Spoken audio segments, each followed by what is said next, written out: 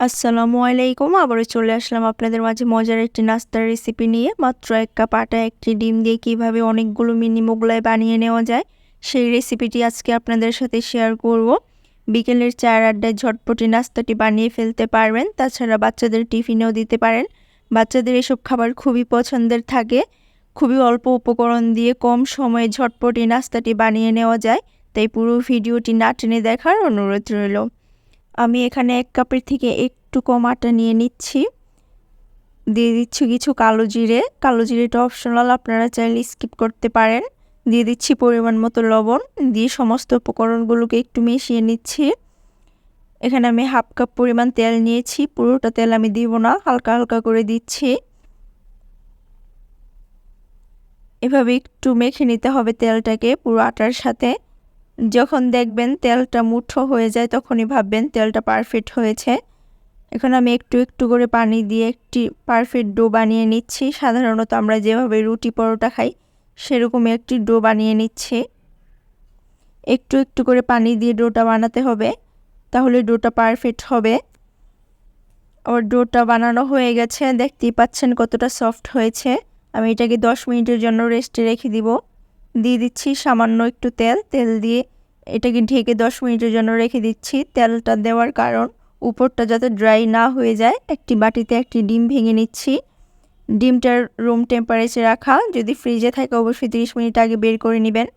দিয়ে দিচ্ছি কিছু কাঁচামরিচ, কিছু ধনিয়া পাতা কুচি, 2-3টি পেঁয়াজ কুচি, পরিমাণ মতো লবণ। দিয়ে দিচ্ছি একটি ম্যাগি মশলা। এই মশলাটা আমাদের সকলের ঘরেই থাকে, যে কোনো দোকানে 5 টাকা করে কিনতে পাওয়া যায়। মশলাটা দিলে যে কোনো খাবারের স্বাদ বাড়ে। সবগুলো উপকরণ ডিমের সাথে মিক্স করে নিয়েছি। ফিরে আসছি 10 মিনিট পর। এভাবে ডোটাকে রেস্টে রেখে দিলে আরও বেশি সফট হয়। দেখুন কতটা সফট হয়ে গেছে। ডোটাকে আমি নিয়ে নিচ্ছি। আমি একটি ডিম দিয়ে 5টি মিনি মোগলাই বানাবো, আপনারা চাইলে আরও বেশিও বানাতে পারেন। একটি ছুরি দিয়ে আমি লেচিগুলোকে কেটে নিচ্ছি।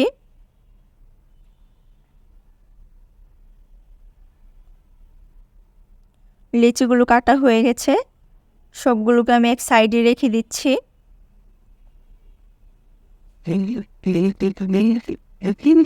একটু গোল করে নিচ্ছি। এটাকে আমি একটু রুটির মতো বেলে নিব। একটু শুকনো আটা দিয়ে দিচ্ছি যাতে বেলতে সুবিধা হয়।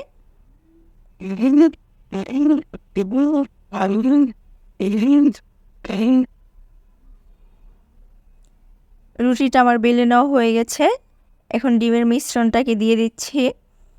মাঝে দিয়ে আমরা যেভাবে পরোটা বানাই সেভাবে 2 পাশ থেকে ফোল্ড করে নিতে হবে। চারপাশ দিয়ে একটু পানি দিয়ে দিচ্ছি যাতে খুব ভালো করে লেগে থাকে। এক পাশ দিয়ে আমি ফোল্ড করে নিচ্ছি, অপর পাশ দিয়েও নিচ্ছি। আমরা যেভাবে পরোটা বানাই সেভাবেই। আমার একটি মিনি মোগলাই বানিয়ে নেওয়া হয়ে গেছে।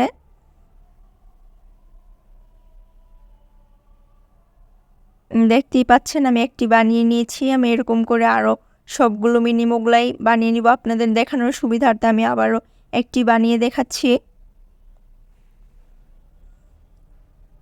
আমি আবারও রুটি বেলে নিয়েছি, মাঝখানে ডিমের মিশ্রণটাকে দিয়ে দিচ্ছি। দিয়ে আবারও সাইড দিয়ে একটু পানি দিয়ে দিচ্ছি যাতে খুব ভালোভাবে লেগে থাকে, ছুটে না যায়। আবারও 2 পাশ দিয়ে ফোল্ড করে নিচ্ছি।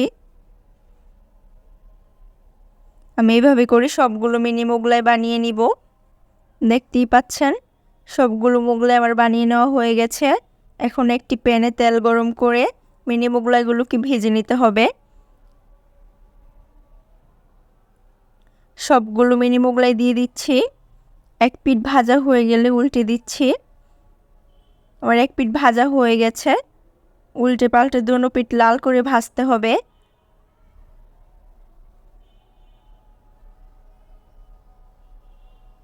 আমার ভিডিওটি যদি ভালো লাগে তাহলে আমার চ্যানেলটি সাবস্ক্রাইব করে দিয়েন, পাশে থাকা অল বাটনে ক্লিক করে দিয়েন যাতে ভিডিও ছাড়ার সাথে সাথে নোটিফিকেশন পেয়ে যান। চুলাটাকে মিডিয়াম আঁচে রেখে সবগুলো মোগলাই আমি উল্টে পাল্টে ভেজে নিচ্ছি।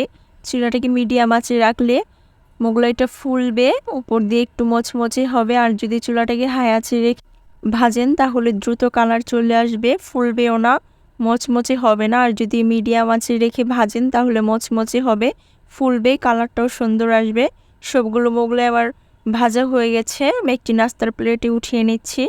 দেখুন দেখতে কালারটা কতটা সুন্দর হয়েছে। দেখতে যত সুন্দর, খেতে তার চেয়েও বেশি সুস্বাদু হয়। দেখতেই পাচ্ছেন মাত্র একটি ডিম দিয়ে কতগুলো মোগলাই বানিয়ে নেওয়া যায়। আশা করি আজকের রেসিপিটি আপনাদের খুব ভালো লেগেছে। আর রেসিপিটি কেমন লেগেছে অবশ্যই কমেন্ট বক্সে জানাবেন।